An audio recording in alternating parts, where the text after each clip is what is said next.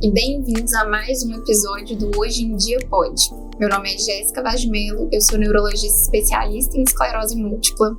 E meu nome é Davi Queiroz, também sou neurologista especialista em esclerose múltipla e Hoje em Dia Pode é mais uma iniciativa do NNI, Núcleo de Neuroimunologia. E hoje nós vamos conversar sobre as novidades das últimas semanas, principalmente em relação ao Congresso Europeu, mas também novidades nacionais como o novo PCDT de tratamento da esclerose múltipla. Eu acho, Jéssica, assim, um assunto mais badalado nas redes de neurologistas, de associações de pacientes, é também sobre os novos critérios diagnósticos de esclerose múltipla. Que o detalhe importante para quem está nos assistindo, para quem está nos ouvindo, é que os critérios ainda não foram publicados, mas já foram apresentados no Congresso Europeu, que é o maior congresso de esclerose múltipla do mundo, onde reúne exatamente essas novidades. E os novos critérios, eles trazem, então, pontos muito importantes e que muda, de fato, mais uma vez, a história do tratamento da esclerose múltipla. Só que eu acho que seria importante a gente começar, já que nós vamos falar dos novos, o que são os critérios diagnósticos, por onde perpassava aí para dar o diagnóstico. A gente sempre fala desse quebra-cabeça. Explica um pouquinho para quem está nos assistindo o que seriam os critérios diagnósticos da ERM. A gente sempre conversa, Davi, com os pacientes que a esclerose múltipla é uma doença que não tem marcador. Ou seja, não tem um exame de sangue que a gente faça que venha positivo ou negativo para a doença. Então, para a gente chegar ao diagnóstico de esclerose múltipla, a gente tem alguns critérios, que são os critérios de McDonald, que ao longo do tempo eles foram sendo atualizados. Antes disso, existiam também outros critérios, ou seja, a gente precisa de preencher alguns pré-requisitos para poder falar, olha, essa pessoa tem esclerose múltipla. E então, por isso que a gente sempre fala assim que é montar um quebra-cabeças, ou seja, a gente junta ali aquelas informações num contexto clínico adequado e fala se é provável do paciente ter ou não. Então, ao longo do tempo, foram tendo novas atualizações, de forma que o diagnóstico ele fosse ficando cada vez mais sensível e mais específico também, para a gente chegar com uma segurança maior, já que a gente não tem aí esse marcador ainda, que vai vir lá positivo ou negativo. Sim, e existem termos que nós sempre falamos em relação ao diagnóstico, que os pacientes com certeza já escutaram várias vezes, que são os termos de disseminação no tempo, disseminação no espaço. Então, toda vez que a gente vai conversar com o paciente, a gente fala, o diagnóstico de esclerose múltipla, você tem que ter disseminação no tempo, disseminação no espaço. Esses pontos, o que seria exatamente isso em termos de prática clínica e o que isso é importante para o paciente entender? Quando a gente fala em disseminação no espaço, a gente está querendo uma evidência de que dois locais distintos do sistema nervoso central foram inflamados, Teve a desmielinização que a esclerose múltipla causa. Então, a gente tinha até então 4 topografias a nível de imagem que a gente poderia ter essa evidência. E, de forma clínica, seria o paciente ter surtos de 2 locais que representassem 2 locais diferentes do sistema nervoso central. Então, a disseminação no espaço é essa evidência de inflamação em 2 locais distintos, e a disseminação no tempo é mostrando que aquela doença é uma doença recorrente, Ou seja, que ela aconteceu, não foi um evento único, isolado. E aí a gente pode considerar isso, tem alguns critérios de ressonância também que a gente utiliza, ou se o paciente teve um surto com um intervalo maior do que 30 dias. Então isso era o que a gente chamava, que é o que a gente chama de disseminação no tempo e a disseminação no espaço. Eu sempre gosto de fazer essa reflexão com os pacientes, porque quando a gente olha o nome esclerose múltipla, ela está nos dizendo o que é o processo da doença, Que esclerose significa cicatriz e múltipla porque são vários pontos no sistema nervoso central. E aí alguns pacientes uma vez me perguntaram assim, não, mas qual que é a diferença se eu tiver uma inflamação na medula, se eu tiver uma inflamação no tal do cerebelo? E aí é exatamente isso, as regiões diferentes do sistema nervoso central para cumprir esse nome múltiplo. Então é realmente extremamente importante por ser uma doença crônica, essa necessidade de comprovar a recorrência. E E você falou uma coisa importante, né? Ser mais precoce possível. Então, o que nós analisamos ao longo do tempo, a cada critério diagnóstico, é exatamente que o objetivo é que o diagnóstico seja dado mais rápido, até que chega um determinado momento que a ressonância entra como fator diagnóstico. Já houve tempos que não era um critério diagnóstico, e agora, em 2024, a gente vê pontos muito mais precoces de diagnóstico. E falando da ressonância, o primeiro ponto que eles trouxeram, que é a tal da síndrome radiológica isolada ser esclerose múltipla. E aqui é muito interessante, porque a neurologia inteira já caminhava para isso. Então, quando a gente conversa com colegas que trabalham com Alzheimer, colegas que trabalham com doença de Parkinson, a gente vê sempre que eles têm ensaios clínicos de tratamento, sempre a conclusão do estudo é: talvez se esse remédio fosse iniciado em um período muito precoce, no que eles chamam de fase prodrômica, que é antes dos sintomas evidentes começarem, a gente tivesse uma melhor resposta. E aí eu ouvi uma frase do grupo espanhol num podcast também, né? Não vou fazer a propaganda depois, eu não vou fazer a propaganda agora, mas eles falam exatamente assim: antes, esclerose múltipla era uma doença de diagnóstico clínico. Quando a gente fala da síndrome radiológica isolada, que é apenas alterações na ressonância magnética, a pessoa nunca sentiu nada, nós estamos falando agora de diagnóstico biológico.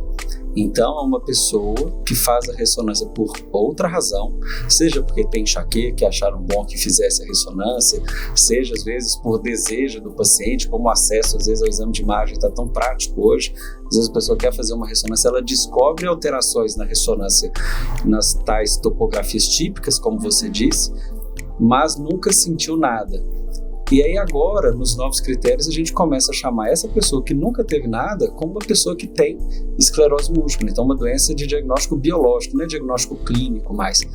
E realmente, no nosso dia a dia, muitas vezes a gente via ressonâncias e pensava assim: poxa, essa pessoa deve ter esclerose múltipla. A gente ficava perguntando: você nunca sentiu nada mesmo? Nunca teve nenhuma alteração de visão? Nunca teve nada de dormência na perna, visão dobrada? O paciente nega e a gente fica com aquela pulga atrás da orelha, porque olha para a ressonância, mas fala: eu tenho que tratar o paciente, não é a ressonância. Agora muda um pouco. Talvez a ressonância ela possa nos ajudar. Só que não é qualquer alteração da ressonância magnética, né? Exatamente, Davi. Eu acho que esse ponto é um ponto que foi bem revolucionário, assim, né? De tudo que foi falado, porque a gente dar o diagnóstico e, consequentemente, um tratamento para um paciente que nunca sentiu nada. Então, isso vai muito contra do que a gente tem até agora, né? Que a clínica, ela é um fator muito importante. E o objetivo principal disso é justamente tratar o mais rápido possível. Então, seria tratar numa fase em que ainda não teve manifestação clínica, né? É claro que, assim, é importante ressaltar que não é qualquer alteração. A gente sabe que tem alterações que são muito sugestivas de esclerose múltipla, igual você falou, né? A gente via e ficava ali com aquela pulga atrás da orelha, tinha que ficar fazendo um acompanhamento, às vezes, do paciente, aguardando ali uma manifestação clínica. Mas, diante dessas alterações que são muito sugestivas, a gente consegue agora chegar num diagnóstico para esse paciente e fazer o que é o mais importante, que é tratar de forma precoce, né? Com certeza. E aí, exatamente por tratar de forma precoce, eu vou dar 2 exemplos aqui para entrar no próximo tópico, que também foi extremamente revolucionário. Vamos supor, esses casos aqui antes dos novos critérios. Uma pessoa que teve uma neurite óptica, que nós sabemos que é uma inflamação do nervo da visão, que causa embaçamento visual. Essa pessoa tem inflamação do nervo óptico e quando fazia a ressonância do cérebro, vinha lá descrito no laudo a tal da lesão perioventricular, que é um tipo de alteração da imagem na ressonância. Essa paciente ela não teria esclerose múltipla pelos critérios de 2017. Outro exemplo, a paciente teve formigamento na perna e viu que tinha uma inflamação na medula, que é a tal da mielite. E na ressonância tinha a mesma lesão perioventricular na ressonância do cérebro. Essa paciente tinha esclerose múltipla, porque antes o nervo óptico ele não entrava como topografia típica. Então essa nova revolução, né? O nervo óptico como a quinta topografia típica, indo em caminho da maior sensibilidade dos critérios, né? Isso, antes a gente então tinha 4 locais típicos, né, na ressonância que a gente poderia utilizar para falar que é esclerose múltipla, mas o nervo óptico antes ele não entrava, né? Então a gente não podia utilizar o do nervo óptico para colocar dentro desses locais típicos. Mas agora, com o novo critério, o nervo óptico ele vai entrar. Então, como você deu aí esses 2 exemplos, a paciente ali que abriu com um quadro de neurite, ela talvez precisaria de um segmento antes da gente conseguir fechar o diagnóstico. Ou seja, ela antes não receberia aquele diagnóstico precoce e agora ela tem a possibilidade de receber. Mas é importante também a gente falar do contrário, porque alguns pacientes começaram a perguntar: antes a pessoa não tinha esclerose múltipla, agora com os critérios de 2024 ela passa a ter. Tem como eu que tenho o diagnóstico, agora nos novos critérios não ter esclerose múltipla mais? Quando você me mandou essa pergunta, que a gente estava programando essa conversa, eu fiquei coçando a cabeça para falar assim: isso daqui é uma pegadinha que a Jéssica tá me passando, porque deve ter. Os pacientes me fizeram essa pergunta. Eu falei assim: deve ter algum, será que tem algum jeito? Porque a gente aumentou a sensibilidade, mas não necessariamente a gente vai mudar ali a ponto da pessoa deixar de ter o diagnóstico. Então, eu não consegui pensar uma situação que fosse possível que a pessoa que já tem o diagnóstico não tivesse mais o diagnóstico de esclerose múltipla, né? Então a gente está colocando mais pessoas dentro do grupo do diagnóstico e aquelas que já tinham continuam com o diagnóstico, né? E outra pegadinha de paciente para mim foi assim: Davi, por que de uma hora para outra resolveram colocar o nervo óptico nos diagnósticos? Aí é só importante frisar com quem está assistindo que isso já vinha sido discutido há mais tempo, inclusive quando a gente pega o consenso de 2021 do pessoal da imagem, né? Então existe um consenso de radiologistas, especialistas em esclerose múltipla, e eles já sugeriam em 2021 que fosse acrescentado o nervo óptico. Só que a neurite óptica é uma manifestação comum em várias outras doenças, né? Então, a neuromielite óptica pode ter doenças infecciosas, como sífilis, pode ter infecções por herpes. Recentemente, tive uma paciente com neurite óptica por herpes tipo 1.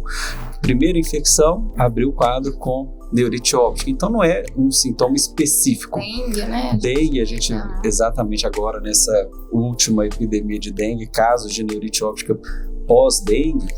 Então, exatamente por não ser tão específico, que as pessoas tinham esse medo, né? O que vai acontecer com a especificidade do diagnóstico? Será que a gente não vai dar diagnóstico demais? Então, e agora em 2024, que eles publicaram que, de fato, você acrescentar o nervo óptico vai aumentar muito a sensibilidade, diminui sim a especificidade, mas não tanto a ponto de colocar em risco. Mas vale lembrar que agora o médico ele vai ter um papel mais difícil, porque a gente tem que ter um discernimento para não também, só porque é uma neurite óptica, falar que é esclerose múltipla. Tem uma série de critérios para serem obedecidos, né? Exatamente. É uma coisa que continua valendo, é a questão de excluir diagnósticos diferenciais. Então, a gente continua tendo que investigar as outras doenças que têm marcador, né? Por exemplo, a neuromielite óptica, que a gente faz o antiaquaporina, outras doenças reumatológicas, doenças infecciosas, porque a gente sabe que neurite, mielite não são sintomas exclusivos da esclerose múltipla. Então, a gente continua tendo que fazer, né? Tendo esse cuidado todo que o diagnóstico requer, mas com algumas novidades que vão fazer com que aquele paciente que realmente tem esclerose múltipla, ele possa receber o diagnóstico mais rápido. A própria questão também da síndrome radiológica isolada, né, Davi, na verdade, tudo que é incluído, existem estudos, né, que são realizados e depois um grupo de neurologistas especialistas em esclerose múltipla, eles vão chegar ali num consenso do que deve colocar ou o que não deve ser colocado. E a própria questão de pacientes que eram observados uma alteração de ressonância né, no acompanhamento observou-se que um percentual alto desses pacientes evoluiriam para esclerose múltipla. Então, essas coisas que foram colocadas, elas não são tiradas também do nada, né? São estudos que são realizados na área de observação de pacientes com esclerose múltipla que evoluíram para esclerose múltipla. É claro que nós estamos discutindo isso aqui, Davi, né? É sempre bom lembrar que é com base no que foi apresentado. A gente ainda precisa aguardar realmente a publicação, mas é importante só a gente ter né, esse cuidado, assim, de que não são coisas que foram também tiradas aleatoriamente, sim, exatamente. E tanto que essas análises retrospectivas muitas vezes é o que suportam mudanças, como por exemplo a questão da disseminação no tempo. A gente já abriu um podcast falando dos critérios anteriores, dessa disseminação do tempo, da necessidade ou de recorrência dos sintomas ou de nova imagem, e agora eles falam que não necessariamente a disseminação do tempo vai ser obrigatória. E isso tudo aconteceu porque eles viram realmente que a pessoa que tinha um sintoma, a chance dela ter, de acordo com alguns achados da ressonância magnética, um novo surto e daí o diagnóstico era maior do que 80%. Então eles viram que em determinadas situações eu não precisaria esperar ter um novo sintoma e também não precisaria que minha ressonância tivesse tal do Gadolini positivo, que é o contraste, que isso iria independer do líquor. Mas também, de novo, são situações muito específicas, mas que traz à tona essa questão do diagnóstico precoce. E eu comentei de líquor, porque tem um exame famoso que são as bandas oligoclonais. Então, todo mundo que passou por uma investigação de esclerose múltipla ou convive com AM já ouviu falar das tais bandas oligoclonais que tem que fazer a tal punção lombar, que é um pouco incômodo, e agora eles colocaram um segundo exame que seria equivalente às bandas oligoclonais, que são as tais cadeias leves livres kappa, né? Os nomes do líquor sempre vão ser complicados, né? Bandas oligoclonais já era assim, agora eu quase fiz um trava-língua aqui agora, cadeias leves livres kappa, que seria uma equivalência, né? Que também é uma partezinha do anticorpo. Sim, e isso é bom do ponto de vista da investigação, né, Davi, porque é mais uma ferramenta para nos auxiliar de que nós estamos no caminho certo ali do diagnóstico. Então, igual a gente sempre fala, não existe o exame positivo ou negativo para esclerose múltipla, e aí às vezes vem a dúvida, então para que eu vou fazer, por exemplo, o exame do líquor? Porque vai ser mais uma peça para poder esclarecer ali a imagem que está sendo formada. Então, ter mais um marcador para a gente investigar, eu acredito que seja muito importante nesse sentido, a gente ter mais uma ferramenta que vai falar, olha, realmente parece esclerose múltipla mesmo. É claro que a ausência não vai excluir o diagnóstico, igual não exclui, né, a questão das bandas oligoclonais, mas é um indício, então vem também para somar. Né? Quer dizer que os pacientes vão ter que todos fazerem esse exame? Não, isso sempre vai depender, né, conforme o contexto do paciente, igual, né, a própria banda oligoclonal, mas é uma informação a mais, então eu acredito que é muito benéfico ali para a segurança do paciente também em termos do diagnóstico. Você falou tudo, porque a ausência não exclui, mas a presença traz uma tranquilidade em relação ao diagnóstico. Sim. Porque muitas vezes o exame de imagem não está tão claro, às vezes a manifestação foi típica, mas você esperava algo além na ressonância e não ajudou tanto. Quando o líquor corrobora o diagnóstico, a gente fica mais seguro de fazer uma terapia muitas vezes imunossupressora e que vai demandar do paciente idas a algum local para aplicar, enfim, gera uma mudança de rotina. E ainda mais que agora a gente está falando de pacientes que vão ter o diagnóstico cada vez mais precoce, a tendência é que essas ressonâncias elas tenham também cada vez menos imagem. Então, em alguns pacientes, a gente vê aquela imagem, né, vê as imagens típicas de esclerose múltipla, às vezes em grande quantidade. Então, isso não gera, às vezes, tanta dúvida no diagnóstico. Mas à medida que a gente descobre cada vez mais cedo, tem uma chance alta dessa ressonância vir com pouca alteração, que é o que a gente espera mesmo, é o que a gente quer, que tenha pouca alteração, mas que a gente sabe que se não for tratado, no futuro realmente vai ser aquela ressonância que não gera muitas dúvidas. Então, isso é importante porque a gente ter mais elementos, principalmente tendo em vista que tem uma chance da gente pegar ali numa fase mais precoce também. Isso faz toda a diferença, porque até tem pouco tempo que isso aconteceu, mas era uma paciente que tinha um sintoma único, não fechava o diagnóstico, não tinha alterações típicas na ressonância de cérebro, e a gente fazia acompanhamento a cada 6 meses com nova imagem, e aí de repente a ressonância, fechou o diagnóstico.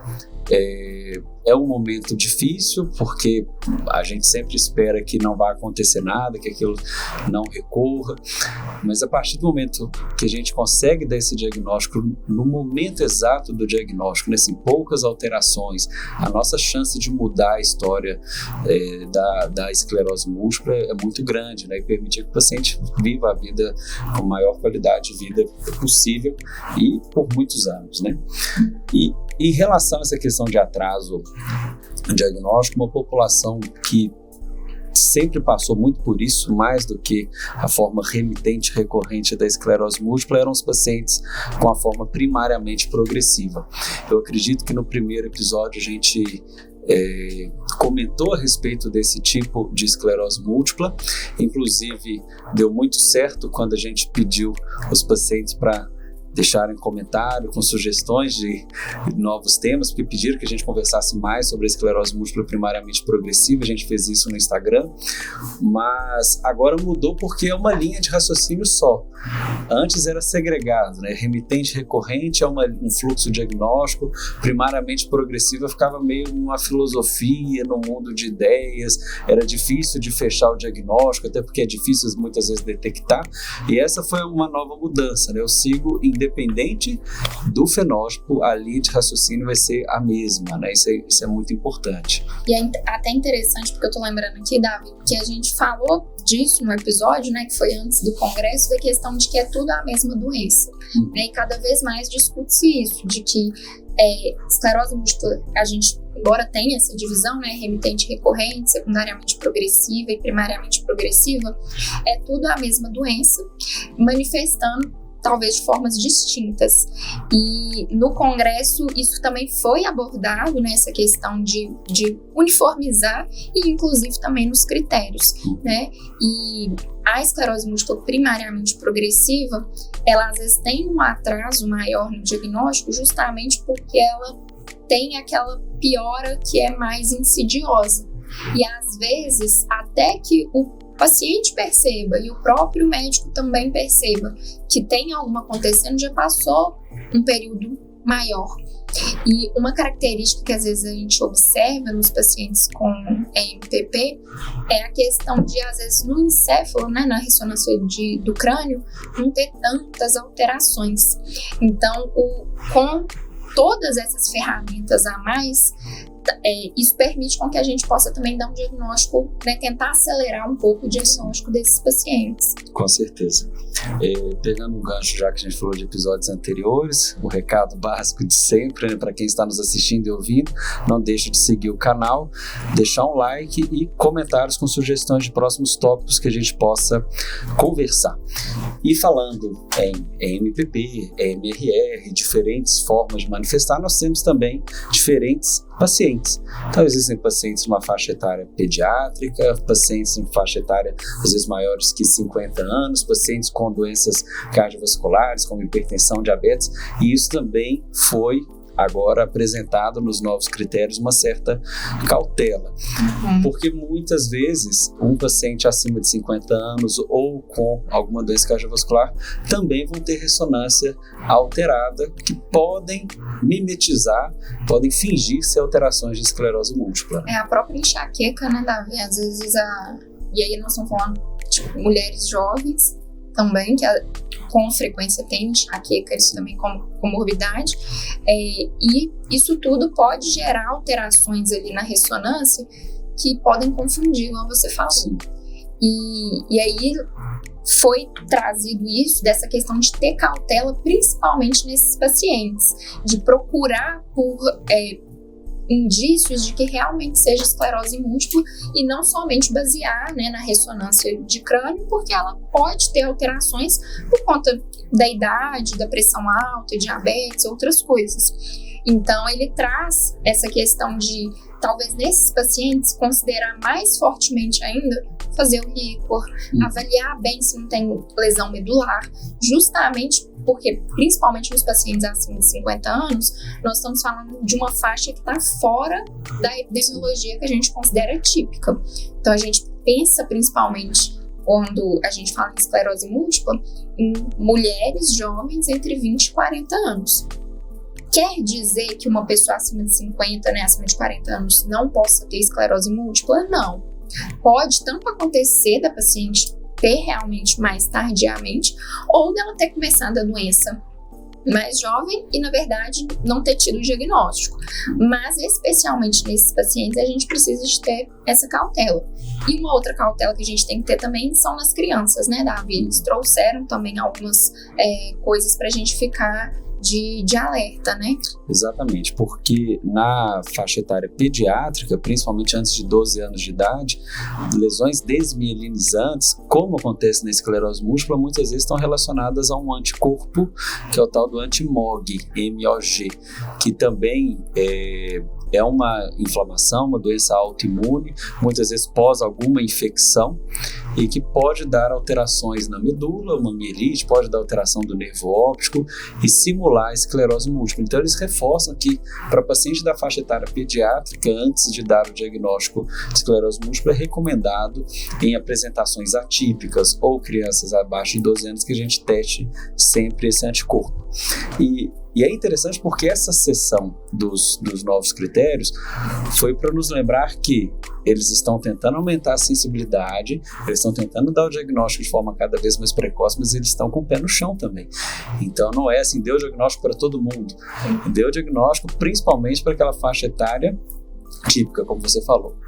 Apresentações atípicas, epidemiologia atípica, tenha uma certa cautela, e aí eles colocam essa necessidade de alterações paraclínicas, que são dos exames, seja de ressonância, seja de LICOR, como fatores que corroboram, e eles trazem 2 exames da ressonância magnética, que nós já sabíamos antes que existiam, mas agora nos critérios diagnósticos, que são fatores que vão reforçar para nós que nós estamos diante de um quadro de esclerose múltipla, que são os sinais de veia central e anel paramagnético, que, de forma, acho que muito sucinta, para a gente poder entender, são formas da gente enxergar na ressonância aquilo que a gente imagina que está acontecendo a nível celular.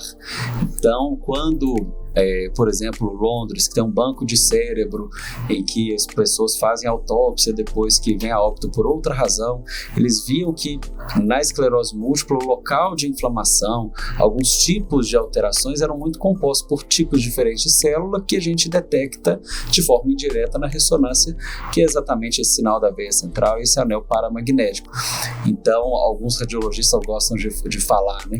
É a ressonância sendo uma biópsia quase. Não é tão simples assim, mas realmente são achados novos, de novas sequências da ressonância que vão nos ajudar nesse diagnóstico. Sim, e aí vem também a importância dos outros colegas também no diagnóstico, né? A parte da radiologia passa a ser ainda mais importante, né, para a gente ter esse diagnóstico precoce. E aí, nesse sentido, assim, eu acho interessante a gente ressaltar que onde é feito o exame também, então, nesse contexto importa muito, porque às vezes a gente vê ressonâncias que não são feitas com tanta qualidade. Outro dia eu estava explicando para um paciente, ela tinha feito uma ressonância anterior num local, fez a nova num outro local, com qualidades extremamente, né, assim, divergentes. Então, é importante, né, a gente, é claro que não é todo mundo que vai conseguir fazer isso, mas assim, ter um cuidado com esses exames, porque a gente sabe que eles vão ser muito importantes para poder chegar no diagnóstico. Até porque, como a gente está falando aqui o tempo todo, não tem um exame que é definidor Então a gente precisa do máximo de informação e do máximo de informação confiável. Sim. E é bom ter esse radiologista como um bom amigo, né? Então o Tiago mesmo, é comum, eu acordo 5h30 da manhã, tem mensagem dele lá, seu paciente fez ressonância, veja esses achados, né? Então 5h30 ele já está ativo lá, reforçando. Porque é o que você falou, não é incomum, a qualidade da imagem é muito diferente. E essa ação integrada, agora nós vamos precisar mais dos oftalmologistas também, porque a própria neurite óptica pode ser vista ou pela ressonância ou pelo exame de tomografia de coerência óptica, que é um exame que o oftalmologista faz, e também o potencial evocado, que geralmente algum neurofisiologista é quem faz, é menos disponível, mas aumenta ainda mais a nossa necessidade dessa ação interligada. Então, sim, de fato, os novos critérios, várias coisas que podem mudar, a gente reforçou no início, não foram publicados ainda, então o que vai vir no papel de forma oficial, a gente ainda aguarda. Se será isso tudo, acredito que sim, porque quando é apresentado, ainda mais num congresso desse nível, é bem provável que o consenso defina por serem esses critérios, mas temos que aguardar, né, as próximas perspectivas de um diagnóstico mais precoce, de um início de tratamento cada vez mais precoce. Ainda então, sobre grandes novidades que a gente teve recentemente, Davi, outro tópico que tem sido muito aguardado, a gente já estava esperando há algum tempo e que finalmente aconteceu, foi o novo protocolo clínico e diretrizes terapêuticas, né, que é o PCDT da esclerose múltipla, que hoje, para a gente poder acessar algum tratamento via SUS, a gente tem esse protocolo com medicamentos que são disponibilizados pelo SUS e que com os critérios, né? Então, quem pode acessar qual medicamento. E aí a gente teve uma atualização que estava sendo muito aguardada, principalmente porque seria incluída uma nova droga, um novo medicamento. E aí, então, essa foi outra também grande novidade que veio junto com novos critérios, um novo protocolo. Sim, eu vou te falar que de 0 a 10 eu gostei médio desse PCDT, porque realmente a inclusão da cladribina, que é uma terapia oral, né? Então quando a gente pensa a nível de um país do tamanho do Brasil, que é um país continental, que muitas vezes o paciente ele não vai ter acesso a uma clínica de infusão, a terapia oral, mais uma traz uma grande perspectiva. E a cladribina, como já era esperado, ela vem após o tal do natalizumab, que é uma terapia infusional e que, como nós vamos conversar, tem todas umas questões que os pacientes não podem ficar fazendo de forma indeterminada, sempre tem um prazo para que a gente possa fazer. Então, quando a gente vê a cladribina entrando, mais uma medicação, ótimo.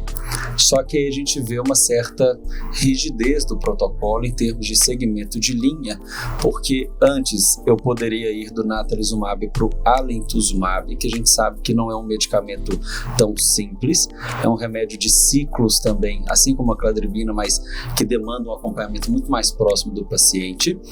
Só que agora o alemtuzumab ele só pode ser prescrito após a cladribina, então o paciente ele passa pelo natalizumab, pela cladribina e depois ele poderia ir para o alemtuzumab. O problema é que esse fluxo de começar com o natalizumab geralmente são os pacientes que a gente chama de esclerose múltipla altamente ativa. Então são doenças às vezes muito mais inflamatórias, muito mais agressivas e que eu fico um pouco receoso do quanto que esses pacientes poderiam sair do natalizumab e ir para a cladribina, que apesar de ser uma medicação eficaz também, não tem uma eficácia tão alta quanto o alemtuzumab. Então me chateia um pouco esse gesto todo em relação às linhas, né? E não deixar uma ou outra após o natalizumab. Isso é ruim porque a gente foge daquilo que a gente fala do tratamento personalizado. É claro que a gente ter disponível todas essas medicações é excelente para o paciente, mas nós gostaríamos de um pouco mais de flexibilidade na hora da prescrição. Porque hoje, só para os pacientes entenderem, principalmente aqueles que ainda estão no começo ali da jornada, hoje, pelo PCDT, a gente tem duas opções. Ou a gente começa com medicamentos de menor eficácia, ou a gente tem a possibilidade de ir para medicamentos de mais alta eficácia, desde que o paciente tenha uma esclerose múltipla altamente ativa. Isso por si só já é uma controvérsia, porque a gente vê que cada vez mais a gente tem visto benefícios de já começar com medicamentos de alta eficácia para a maioria dos pacientes, né? Então a gente já tem ali uma condição muito bem definida dentro do PCDT, limitando para quais pacientes que nós prescreveríamos algum medicamento de mais alta eficácia. Sim. E aí é igual você falou, aí para chegar no medicamento de mais alta potência ali, pensando, né, numa pirâmide, talvez o topo ali da pirâmide, tem ainda mais uma condição que antes não tinha. Então, por um lado, a gente teve um medicamento incluído, que é ótimo, porque o que estava acontecendo, né, lá, os pacientes tomando natalizumab, e a gente sabe que a principal preocupação é o LEMP, né, para os pacientes que são JC positivo. Então, quando chegava ali no tempo, né, que a gente não considera mais seguro fazer o natalizumab, a gente ficava sem muita opção, porque a próxima droga seria o alemtuzumab. E aí a gente sabe que não é todos os pacientes que vão se beneficiar também do alemtuzumab. Então a gente ficava, o que a gente vai fazer agora? A gente passa o alemtuzumab, mesmo não sendo a melhor escolha? Dá um passo para trás, né? Exatamente. E ao mesmo tempo que a gente inclui uma nova medicação, uma reflexão olhando o fluxograma aqui de tratamento que eu fiz, é porque quando a gente olha tratamentos de baixa eficácia, você falou uma frase aí excelente, né? Porque a tendência atual é o início com tratamento de alta eficácia, desde o princípio, independente se é esclerose múltipla altamente ativa, esclerose múltipla com tratamento de alta eficácia desde o início. Trabalhos sendo publicados sobre isso, ensaios clínicos que vão ser publicados, enfim, a gente vê essa tendência. E quando a gente olha a primeira linha dos tratamentos de baixa eficácia, a gente tem interferon, glotirama, interferonomida, fumarate de metila e azatioprina, 5 tratamentos, sendo que desses, por exemplo, a azatioprina, a gente não usa mais a azatioprina. Para que ela está no PCDT? Porque eu fico pensando que daqui a um tempo, quando a gente pedir para incluir um novo medicamento, os órgãos regulamentares, quem vai olhar isso daqui vai falar assim, gente, mas você já tem esse tanto de remédio, para que vocês precisam de outro remédio? Tem 11 remédios aqui dentro, não precisa pôr mais nenhum medicamento. E ao mesmo tempo fica fora dessa lista os pacientes com esclerose múltipla primariamente progressiva. Exatamente. A gente sabe que hoje o tratamento aprovado para esclerose múltipla primariamente progressiva é só uma terapia anti-CD20, que é o ocrelizumab.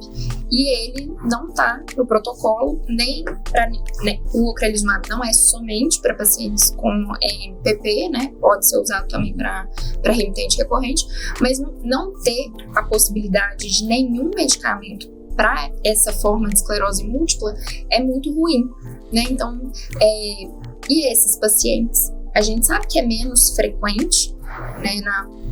85% vai ser MRR, mas esses pacientes, mais uma vez, ficaram sem uma opção de tratamento, né? Então, isso também é um ponto ruim aí do protocolo, né, Davi? E algo que já é tão bem definido acaba caindo no que a gente conversou no episódio passado. Esses pacientes eles vão acabar tendo que judicializar, porque não está previsto no protocolo algo que já é bem concreto, algo que já é falado há um tempo.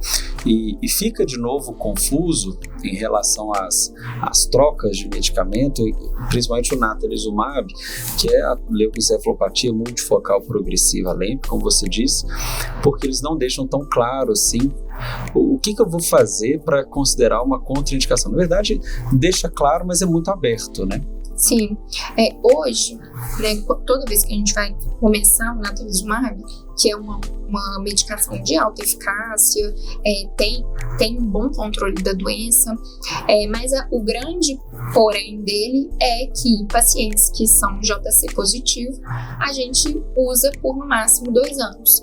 A partir desses 2 anos, e por que tem isso, né? Porque observou-se que pacientes tomando natalizumab JC positivo tem um risco um pouco maior do que o da população de desenvolver a LEMP, que é uma infecção muito grave. E O risco de desenvolver LEMP, ele vai estar principalmente associado, então, ao paciente CJC positivo, o tempo que ele está tomando natalizumab e se ele já fez uso de alguma imunossupressão prévia. E esse tempo que a gente considera é principalmente até 2 anos. Então, o paciente que toma natalizumab e é JC positivo, até 2 anos de tratamento, o risco ele continua baixo.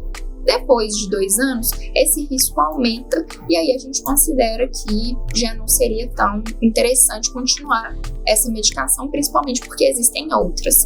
E aí no PCDT, ele coloca então a possibilidade de mudar, por exemplo, para cladribina, caso o paciente seja JC positivo, com um tempo maior do que 2 anos, mas aí ao mesmo tempo, e o exame? Como que a gente vai fazer essa dosagem? Que hoje a gente sabe que não é um exame que é feito pelo SUS. Exatamente. Então, como que nós vamos fazer essa dosagem? Ele coloca lá também que os pacientes que estariam em maior risco são os pacientes que fizeram uso de fingolimod por mais do que 2 anos. Então, e esses pacientes, eles então vão poder ir para cladribina? São algumas perguntas que a gente talvez vai ter que ver na prática mesmo da prescrição ali, enviando para a farmácia de Minas para poder ver o que eles vão considerar. Exatamente. E às vezes vão contra-argumentar assim, o programa de suporte de paciente do natalizumab faz o exame. Poxa, o paciente não tem que ser obrigado a se cadastrar no programa de suporte do paciente, e também a gente não sabe até quando que quem produz o medicamento vai fornecer o exame. A gente sabe que, querendo ou não, existe toda uma lei de mercado, então já existe a patente do natalizumab, já caiu, já existe o natalizumab biosimilar sendo estudado, então vão ser outras empresas que vão vender o medicamento para o governo. A gente não sabe se essas empresas vão fornecer o teste, a gente não sabe a qualidade que esse teste vai ser feito. Então, é o que você falou, a gente considera um exame que não tem no SUS, que não é fornecido para os pacientes, que não é tão simples de fazer também, você não vai em qualquer laboratório para fazer. E, enfim, são também outras questões que ficaram bem mal definidas e bem engessadas em relação a isso, né? Eu acho que assim, o que a gente tem de grande novidade, de melhoria, para os pacientes, é a inclusão da cladribina. Foi realmente um ganho para os pacientes, principalmente, como você falou, por ser uma medicação que é via oral, é uma medicação de alta eficácia. Então, a gente teve esse benefício, mas, em contrapartida, a gente ainda tem algumas coisas que precisam ser ajustadas, principalmente pensando nessa questão do tratamento individualizado, pensando no paciente. Exatamente. E então, para a gente resumir, para quem está nos assistindo, para quem está nos ouvindo, como ficou esse fluxograma. Então, a primeira pergunta que a gente tem que fazer na hora de determinar o tratamento é: esse paciente tem uma doença com alta atividade ou não? Sendo a definição de alta atividade para pacientes que nunca receberam tratamento, aquele que teve mais de dois ou mais surtos em 12 meses, com alteração de ressonância magnética, seja por aumento do número de lesões, ou seja, pela lesão captante de gadolínio, captação de contraste. Se o paciente tiver doença altamente ativa, ele pode seguir direto para o natalizumab, que seria a primeira linha da alta atividade. Se falha ou contraindicação natalizumab, sendo a falha um surto ou novas imagens, eles até colocam 4 novas imagens. Se houve falha, ele vai para cladribina. Fez cladribina, se falha, vai para o alemtuzumab, falha ou contraindicação à cladribina. Já os pacientes que não têm doença altamente ativa, eles têm que seguir aquela pirâmide que a gente tenta tanto inverter, mas aquela pirâmide de base ainda no nosso PCDT bem larga, com esses 5 medicamentos, que são os interferons, o glutiramer, teriflunomida ou fumarate de metila. Se houver falha, E aí é interessante porque a gente vai cair no limbo, né? Olha como que o PCDT, agora pensei isso agora, como que ele deixa não tão evidente. Se o paciente falhar a um desses tratamentos, teoricamente ele é alta atividade, porque o critério de alta atividade para quem usa medicamento é um surto em uso de outro remédio. Como ele é alta atividade, ele poderia ir direto para o natalizumab. E aí eles colocam aqui, não é alta atividade, não sei qual, é meio contraditório. Se não for alta atividade, não sei como seria isso, a gente iria para a segunda linha, que é o fingolimod, um tratamento oral também, e na falha do fingolimod ou alguma contraindicação a gente considera como altamente ativo de novo, e aí cai de novo lá no natalizumab. Então o fluxo em si não mudou tanto do que já existia antes, na verdade é só depois dessa linha da alta atividade que a gente inclui um novo medicamento e torna um pouco mais linear essa escolha. Infelizmente não são ramos de possibilidades de escolha, mas sim uma única linha. Falhou natalizumab, vai para cladribina, falhou, vai para alemtuzumab. Isso mesmo, Davi, acho que são todos temas importantes, né, assim, essa discussão que a gente teve aqui, a gente ainda vai conseguir ver melhor na prática nos próximos meses, mas acho que já dá para ficar umas reflexões depois de assistir isso daqui, para a gente saber de 0 a 10 se é médio, bom ou mais ou menos. Nós já estamos chegando aqui ao final também, né, Davi? Eu gostaria de agradecer por vocês nos acompanharem aqui. Vocês podem curtir, comentar, compartilhar com quem gostaria de saber isso que nós conversamos e deixar sugestões também para os nossos próximos episódios. Exatamente. Obrigado pela participação mais uma vez e até a próxima.